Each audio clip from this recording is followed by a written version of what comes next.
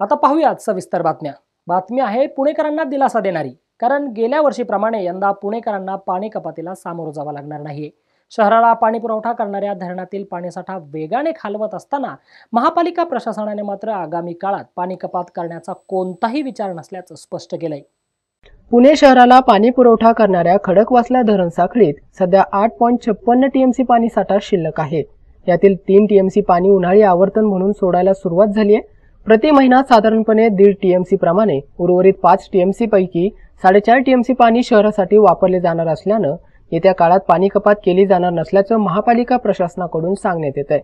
मात्र उन्हाळ्यात वेगानं होणाऱ्या बाष्पीभवनाचे मोठे आव्हान प्रशासनासमोर असणार आहे।